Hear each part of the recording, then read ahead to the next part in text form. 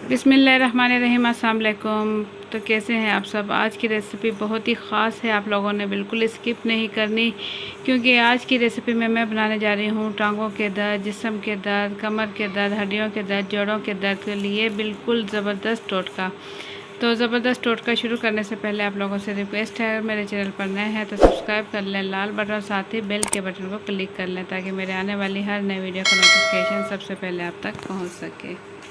तो आज की रेमेडी शुरू करते हैं। बिस्मिल्लाहिर्रहमानिर्रहीम। सबसे पहले यहाँ मैंने ले लिया है सॉस पैन और इसे चूल्हे पर रख दिया है, और इसके अंदर मैं डाल दूँगी 1 गिलास दूध का, यानी कि 300 ग्राम दूध मैंने लिया, खुला दूध लिया, फुल मिल्क दूध लिया, और इसमें अच्छे से उबाल दिला लूँगी। देखिए इसमें अच्छे से उबाल आने लगा है, ऊपर मलाई आने लगी है। तो दूध यहाँ हल्की आंच पर गर्म हो रहा है। इतनी देर में यहाँ मैंने ले लिया है देसी अंडा, और इसे मैं तोड़कर फेंट लूँगी। इसे बिल्कुल अच्छे से फेंट लूँगी ताकि इसमें कोई लम्स ना रहे। आप भी कोशिश करें देसी अंडा लें, क्योंकि देसी अंडे के बहुत ज़्यादा फ़ायदे हैं और बहुत ही ज़्यादा फ़ायदेमंद है। तो यहाँ मैं अंडा अच्छे से फेंट चुकी हूँ। 1 चम्मच, खाने का चम्मच यहाँ मैंने लिया है शहद, ये इसके अंदर मिक्स कर लूँगी।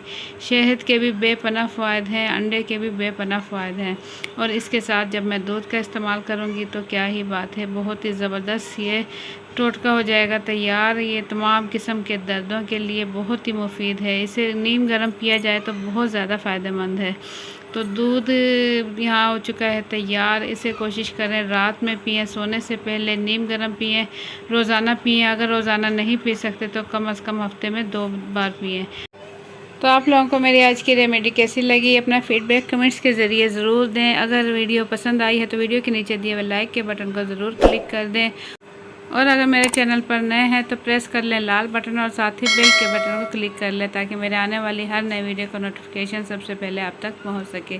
तो इसी टाइप की अच्छी अच्छी वीडियोस देखने के लिए देखते रहें मामा आइडियाज़। इंशाल्लाह आप लोगों के लिए मैं अच्छी रेमेडी लेकर आती रहूँगी। तो इसी के साथ मुझे दें इजाज़त। अल्लाह हाफिज़।